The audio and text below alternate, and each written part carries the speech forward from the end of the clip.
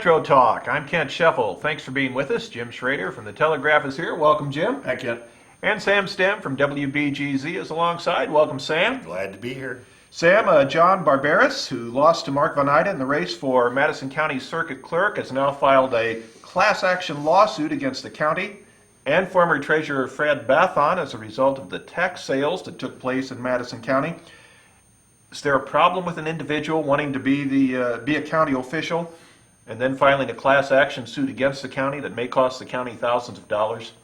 No, he's an attorney and he has to make a living. So, and quite frankly, I think this case has a lot of merit, or at least will be looked at very closely by the courts. There were a lot of people who were wronged to the tune of hundreds of thousands of dollars by the actions of Bathon and his co-conspirators, and it was just a matter of time when the announcement of Fred Bathon's guilty plea was made. It was just a matter of time before somebody was going to file a class action suit, and there may be more suits to follow. We'll see. But I don't begrudge Mr. Barberis the opportunity to practice his profession, which is that of an attorney, a plaintiff's attorney, and so, you know, just because he ran for county-wide office, I don't think should preclude him from being able to practice law. In addition to, I think there's some question as to whether the county itself has any liability here, and that's one of the things the courts will sort out. But the little bit I know about being a plaintiff's attorney, I think you include anybody and everybody you possibly can in the lawsuit, and at some point in time, the courts will sort it out and decide who's a proper defendant and who is not. Obviously, I think Fred Bathon holds some liability here. And in addition to Bathon and the county being named, 6 of the potential co-conspirators, I think, were identified as well. And so it's my guess that ultimately the courts will say, well, Bathon and those with whom he conspired will be the ones holding the liability. It's a more difficult question to determine whether the county will have liability here, because it really was the purview of the treasurer to hold these reverse auctions. Whether someone can prove that the county board chairman or the county board itself should have had oversight, I think is a more difficult thing to prove. So we'll see. But in answer to your question, no, I don't think there's anything wrong with Barberis representing clientele and filing a class action lawsuit wherein the county is one of the potential defendants. Jim, anything wrong with John Barberis filing a class action lawsuit against the county when he also wanted to be a county official? Well, I don't have a problem with him filing the lawsuit. As Sam said, somebody was going to do it, and this guy is an attorney, and why not be the first? Right now, there are only 5 plaintiffs named. As Sam pointed out, in a class action suit, the idea is additional plaintiffs will join after the fact, potentially hundreds. Through these tax sales over the 3 years, there potentially could be hundreds of plaintiffs. Some you would think maybe a little more difficult to join the suit because they may have ultimately lost the home. Then they can't sue for the back taxes. They could have to make a case that because the penalty was so high, in the neighborhood of 18% as opposed to 3 to 7%. That's what caused them to lose the house. I think that would be a different case. The only problem that I have with John Barberis' tactics so far, and again, I have no problem with him filing the class action suit. Apparently, he's trying to politicize it. There's where I have a bit of a problem with it. He's kind of basically implicated former clerk Mark Von Ida, which to my knowledge, I saw the indictment against Fred Bathon. I promise you, Mark Menida was not mentioned in it. The only others mentioned specifically were the representatives from the companies that bought these tax liens at the 18% and profited from them. If you're going to file the class action suit as a plaintiff's attorney, because that's how you make your money, and you're going to try to help these people out, that's one thing. To try to make hay and attack, and I don't care if you happen to be a Republican or a Democrat, but to attack the sitting party and try to make a political action out of it, then to me, you need to figure out which hat you're going to wear. Are you going to wear a politician's hat, or are you going to wear a plaintiff's attorney hat where you're trying to do right by this class of individuals that was wronged? Sam, contract talks between the state and 30,000 state employees are at a stalemate. The union leadership says it may call for a strike vote. In light of the state's budget issues, is this the right time to be thinking about a strike if you're a state employee? Well, I don't know if there's ever a good time to call for a strike by public employees. And Illinois is one of the few states in the union that allows state workers to strike. It's a tactic that's never been used so far in the state. But I think what's really interesting about the whole thing is the position that it puts Governor Pat Quinn in, because Quinn has always been seen as a friend of labor, someone who will uphold the rights of unions to negotiate. And yet, you know, he's looking down the road at an upcoming re-election bid. And quite frankly, he could make a lot of hay with the voters by drawing a line in the sand and projecting himself as the one who stood firm against these unions. And so, you know, that's part of the dynamic, and it's all a giant chess game. Of course, you know, union leaders are always going to use the threat of a strike as a negotiating tactic.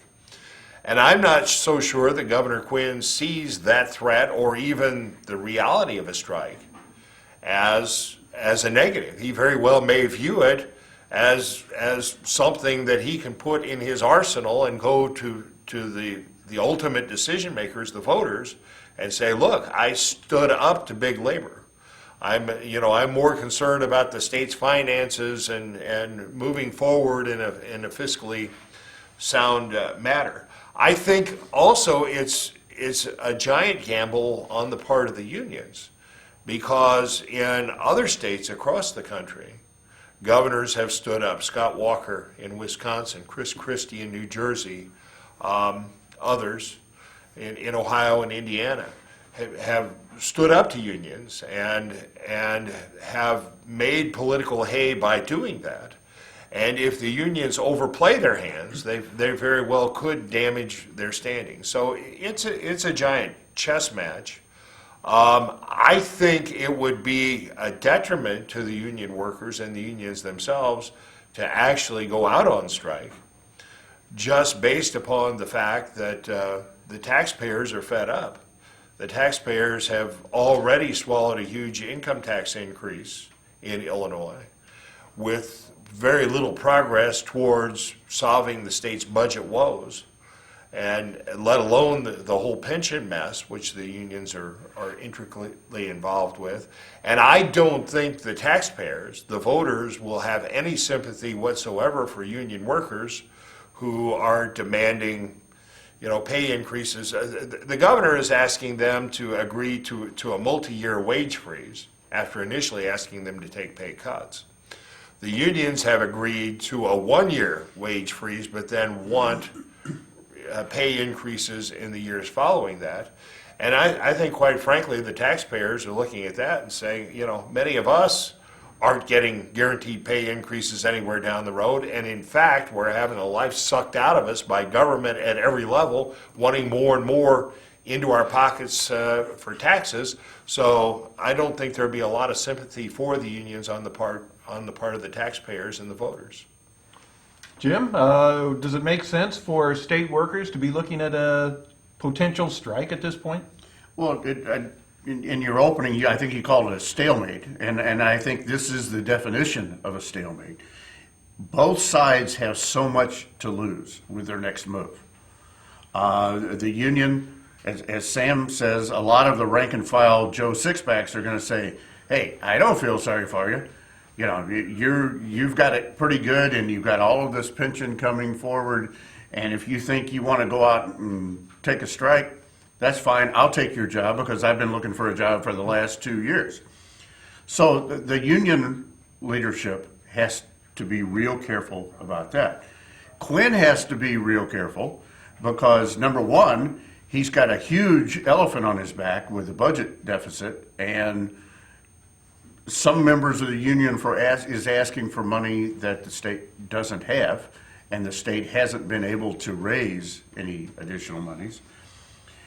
So he has that obligation, plus he has the obligation to try to keep those union members happy at the same time, because they are part of the people that got him there. And he is going to run again in 14.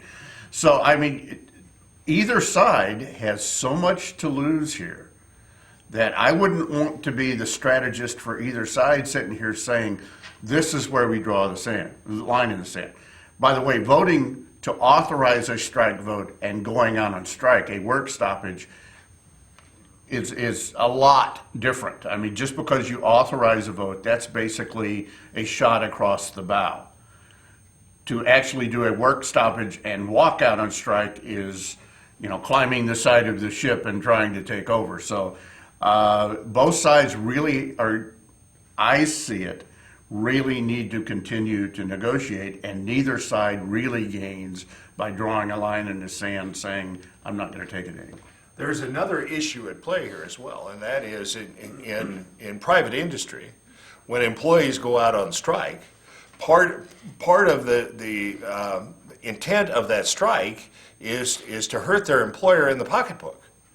The employees don't show up, they're out on strike, and the employer's ability to generate revenue is compromised. Well, that's not the case in the state. They'll still continue to collect taxes whether the employees are striking or not.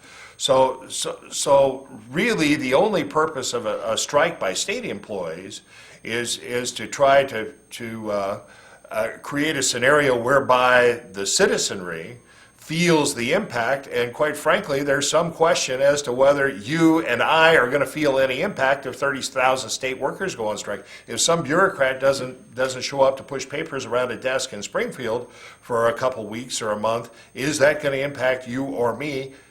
Maybe not. And so that's another issue that the union has to take into account, is what is the impact of the strike going to be, and is the electorate going to really feel impacted by that whatsoever. We see that in play even in this sequester question in Washington. Is that, you know, is it going to have an impact on me or not? The president says, oh gee, you know, you might have to wait in line for another hour and a half at the airport. Well, if I'm not planning on traveling, what do I care? You know, and so in a lot of ways, the voters may not care whether these workers go out on strike or not, because they may not feel any impact. If you're a business that does business with the state and the state owes you money, if the state's not having to worry about payroll for a few weeks, you might appreciate that. Well, it very well may help the state if they don't have to pay these people and the revenue keeps rolling in. We need to take a break. We have more coming up. Welcome to the Lewis and Clark Minute. Today we're going to check in with the Exercise Science Program and Shane Callahan. Have you ever thought to yourself, I just don't have enough time to exercise? Well, here's a few ideas to get you more active from the comfort of your own home while enjoying some of your favorite TV shows. Your typical TV show has 4, 5, 6, even 7 2-minute breaks, which allows for 15, 20 minutes worth of activity. And the activity doesn't have to be very bold or very difficult, but just not wasting that time sitting idly can make all the difference in your health. Movements that use body weight, such as push-ups, sit-ups, dips, or wall squats, or even if you have a bottled water and you want to do arm curls or a lateral raise, these are ways to better fitness. With that in mind, enjoy your show and become more fit. This has been your Lewis and Clark Minute.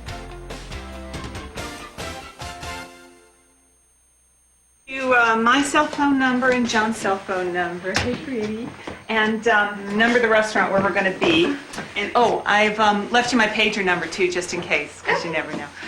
John, you have the gift? The odds of a babysitter calling Now, listen, I also told the 911, neighbors that you were gonna 1 be in here, so if 1400. anything should happen, please don't hesitate. The to odds of a call child back, being okay? diagnosed with Bye, autism, sweetie pie. 1 in 150. You know the odds of autism. Now learn the signs. Go to autismspeaks.org.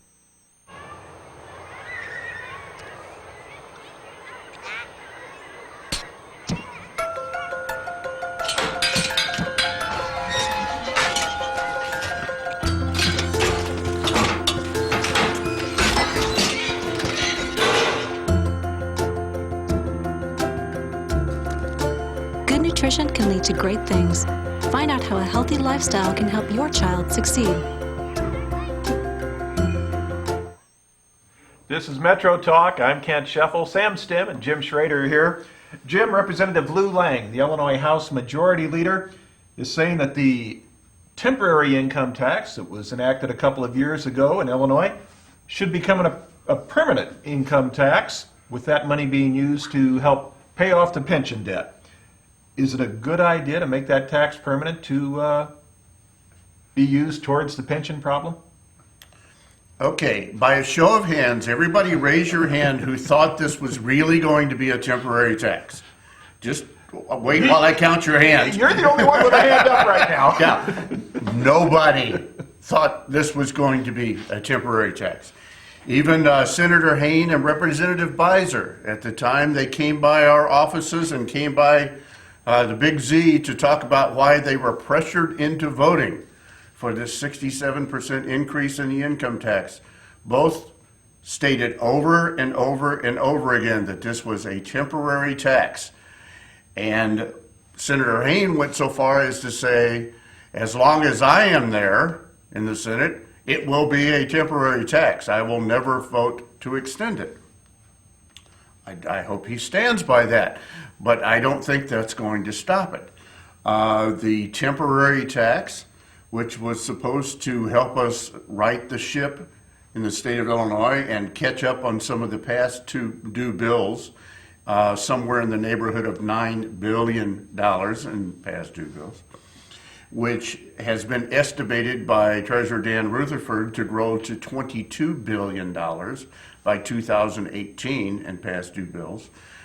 This income tax increase is only generating about $600 million in additional revenue, which has not been earmarked for retiring past due bills. Not at all. The state continues to spend like drunken sailors on anything that they want to spend on, while they continue to kick the mill knot can down the road on pensions and past due bills. And it seems the squeaky wheel gets some oil, that if you get somebody that has the right connections in Springfield and cry long and hard enough, you might get a partial payment for a bill that's 180 days old or so.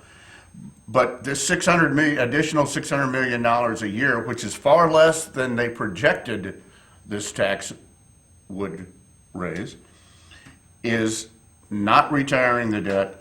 It's not made a dent in it, and they're not going to give it back. You know, once they've tasted this additional revenue, they're not going to go into session and say, you know, that was fun for 4 or 5 years, and let's sunset this like we promised to do. It's easier to say, well, you know, things didn't improve like we thought the economy would improve. Employment didn't pick up like we promised you it was going to pick up, so we can't make up the deficit in additional employees working and their income taxes, so we're going to have to, they'll never call it permanent, we're going to have to extend this tax rather than sunset it. Sam, Representative Lou Lang says it may be time to make the temporary income tax a permanent tax to help pay the pension debt. Is that a good move? No, because it won't really make a dent in the pension shortfall. And so, you know, it'll be like, you know, throwing a grain of sand trying to fill in a sinkhole. It's not enough, and all it's going to do is continue to suppress the ability of people in Illinois to get ahead. We've already got too many taxes, too many fees. Illinois is a very high-cost state, and quite frankly, the legislature and Representative Lang and the other leadership in the House and the Senate are going to have to address this pension problem at some point in time, and not, try something that all this is, in my mind, really is window dressing. This is Lang and the leadership trying to say, well, we've made a serious proposal to try to address this pension fiasco. And in reality, this is not a solid proposal to begin with. I remember the last temporary state income tax increase we had back, I believe it was in the 70s with Governor Jim Edgar. And ultimately, it became permanent. Finally, 1 year after re-election, Governor Edgar says, well, let's just face reality. That temporary income tax increase is now permanent. We're not going to rescind it. The other thing that's insidious about this temporary income tax increase is, even if it does roll back, the income tax went from 3% to 5%.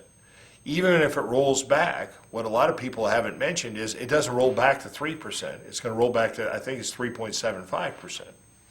So, even if Lang's proposal were serious and it were enacted, they're not even going to throw the full 2% at the pension problem. It'd only be 1.25%. So that would have even less of an impact on trying to retire that pension issue. And quite frankly, it's going to take some bold moves on the part of the legislature in order to address all of these problems, and nobody's done that. The only thing they've done, really, in reality, in the last couple of years, is this so-called temporary income tax increase, and as Jim outlined, it's had very little impact on what it was supposed to have done. Wouldn't you love to get those guys in a room and say, somebody, without benefit of talking to somebody or without calling down the hall or getting 2 hours to prepare your statements, somebody tell me where the additional $600 million a year went, and watch them all grasp that deer in the headlight look, Right. and start dancing around, because these guys don't have a clue where the additional $600 million a year went. They don't really have a clue or a plan on what they're going to do about it today or tomorrow. Number one priority remains, as we all know, the number one job for any politician is to get reelected. And dealing with the real problems doesn't necessarily get you reelected. And they're always going to solve the real problems right after their next reelection. I've got a plan that the politicians say in their speeches. I've got a plan, and as soon as you elect me, I'll tell you what my plan is. And we saw that in the last election cycle. It was, you return us to Alton, return us to office, and we've got a plan to address the pension issue. Well, where's the plan? Lou Lang said, well, let's make the the temporary income tax increase permanent. That's our plan. Well, that's not a plan. Well, you got to give points to Lou Lang, but he was the first one to at least come out and say it. And say, go ahead and fire at will, but somebody was going to say it. As the majority leader, he figures he can. Remember, Lou Lang is also the guy that wanted to legalize marijuana in the state, which, That might regardless, be a better plan. that's right, regardless how you feel about marijuana use, the truth is the states that have legalized it and taxed it are reaping lots of dollars in tax revenue in these transactions. I am not a user, nor have I ever used it. But that seems to be something that if you truly want to generate new revenue, you have to have new revenue sources. Apparently those that use it are going to continue to use it. Why not tax it? A lot of money off liquor, a lot of money off of cigarettes. They make a lot of money off liquor, they make a lot of money off cigarettes, they make a lot of money off a lot of things in the so-called sin taxes. If you want to call it that, then marijuana could add to that list of sins to be taxed. But wouldn't you like to be able to ask Lang or any of them to explain how throwing $600 million a year at the pension shortfall is going to solve the problem? Oh, but It's that's not the a point. problem. It's not a problem of not enough They money. haven't even spent it on Exactly. the pension problem. Right. That's why I'd like to ask them where the $600 million went. But even if they did spend it on the pension problem, it's not going to solve the issue. By the way, for those of you who haven't read the math, the interest on the pension debt to the state of Illinois, just the interest, is $17 million a day. It compounds. That's do the math on about $9.5 billion worth of debt. The 90 grand interest. for pension. Oh, $90 billion of pension debt. It's about $17 million a day just in interest payments. So this proposal of Lang's would pay about a month and a half's worth of interest. If they had applied the dollars Yes, that way. exactly. They didn't do that for the first 2 years. They're not going to do it now. Jim, legislation's been introduced in Springfield that would give Illinois the toughest fracking laws in the nation. Fracking involves cracking rocks, holding them open so that they can extract oil and gas. Bottom line is, do we need the toughest laws in the country? I just want you to know our moderator clarified what fracking meant because he knew I was going to make a joke. This is something that's going on all over the United States. Basically, they pump high pressure water and air into the ground, into the substrate, and it spreads apart apparently some of the cracks in some of the rocks, which allows them to extract natural gas that they wouldn't be able to do otherwise. It seems to be very controversial all over the United States. I really don't know enough about it, but I would hate to see one more thing in the state of Illinois just shut down before they even have a chance to study it. Need the toughest laws? No. Okay. That's going to do it for this round of Metro Talk. Thanks for being with us. Jim Schrader from The Telegraph has been here, along with Sam Stem from WBGC. I'm Kent Shuffle. We'll see you next time.